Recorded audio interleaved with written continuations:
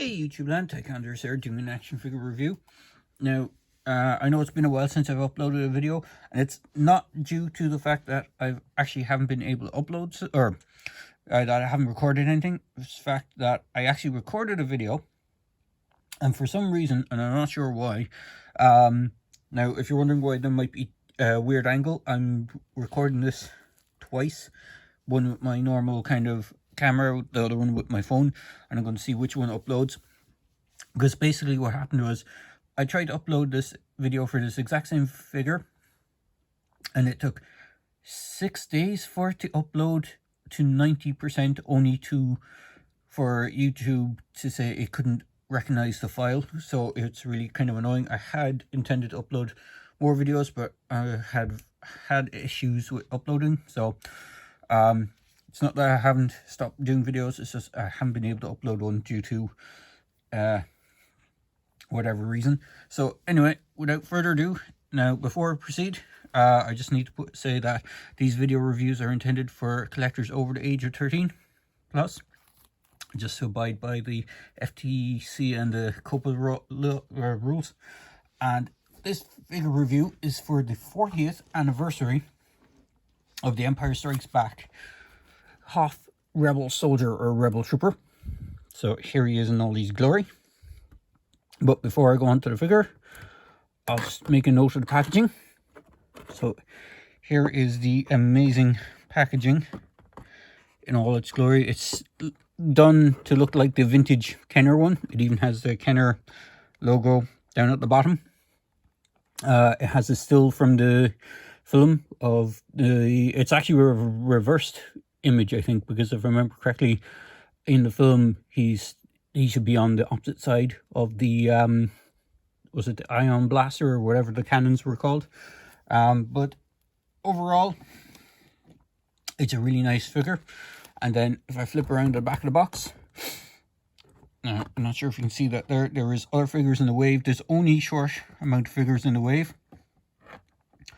There is, well, in this particular wave, there is Luke in his snowspeeder pilot uniform. There is Lando in the Bespin uniform, or the Bespin appearance. There's an Imperial TIE fighter pilot. There's a Rebel Hoth soldier. And then there's R2 in Dagobah look. So it's a muddied up R2, as he appeared when they crash landed on Dagobah. Well, when Luke and himself crash landed on Dagobah. So, getting on to the figure, he comes with several accessories. He comes with a removable pair of goggles. He comes with a clean-shaven face sculpt. He comes with a backpack, which is actually... was that part of him? I think, I want to say it was on him when you get him out in the packaging, but it is a removable part. It does pop off. There's clips here that there's a peg hole here on the back and a peg, and then there's peg holes on the sides. And the way it's done is there's a U-shaped connection. I'm not sure if you can see that there. So when you clip the backpack in, you should clip these pieces onto the side, so it just collapses over the kind of ridge on the backpack, and it makes it look like it's attached to his back. His chest piece is a slightly... Oh, I'm just knocking over my light. His chest piece is a slightly more rubbery plastic, so it does have a bit more give to him. If I just pull it up, you can see this is the main body, and then this is kind of put over as more rubber plastic, and it does connect nicely onto him. Oh, there goes these goggles. The goggles have an elastic band, so you can actually put them onto the face. He actually has a mask as well, which I wasn't sure what it was when I first got it, but the way it works is you pop the head off at the ball joint. It is on a double ball joint. There is an indentation in the neck piece, so it sits into that, and then you put the head back on, and when the head's back on, you can cover up the face completely to give that Hoth look to it. He comes with two rifles. or two weapons. One is the larger rifle, which is the kind of standard rebel rifle. You see this in Empire, and you also see them use them again in Return of the Jedi on Endor. The rebel troopers on Endor have these rifles.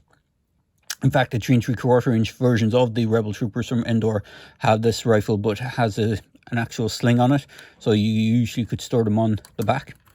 It comes with the standard kind of rebel blaster as well. I think it's also been used for a couple of Empire troopers. Most notably, officers had 1 or 2 of these, but more people recognize it as a rebel blaster than an Empire one, or an Imperial one. It has actually a working holster for it. The rifle doesn't have any storing area unless you kind of jam it in behind his backpack, but as far as I can see, there's no peg to lock it onto the backpack or anything like that. So to have him fully kitted up, you kind of have to have him holding one rifle while having the other one holstered. There is one other interesting piece about his backpack. You may have noticed that there is a slight difference. There is an actual alternate face sculpt for this guy. Now, if I remember correctly, he came with the unbearded one as part of the figure, but he does have a bearded face sculpt, and in order to swap that out, because these are intended as army builders, which is quite cool, you pop these. I'll have to pop the head off to do it. So take off the mask piece. So in order to do the head piece, you actually pop off the top of the cap, pop out the faceplate, pop in the alternate faceplate, pop the cap back on, and then you can put it back onto the head. And if you want, you can store the unmasked or the unbearded one in where the bearded version was, and plug that back in. So you now have a bearded version of the Rebel Trooper. What is cool as well is that you can have several options. So you can have him with the mask, this sort of mask piece up, and the goggles on his head. You can have him with the goggles down. So you can get a couple of these guys and have varying looks, so they don't all look like pretty much like clones. The one thing I do know is that they're already re-releasing this figure as well later on in the year. I think in the end of the year. But he's going to have more standard Black Series box style packaging instead of the, the Kenner Tribute one. I do kind of wish they would give maybe an extra head sculpt with an alternate skin tone, as in having like a kind of African skin tone, or even if they did like an Asian face sculpt, which would be kind of cool. Instead of just having a bog standard Caucasian head sculpt, it would be kind of nice to mix it up and have kind of slightly different ethnicities for the characters.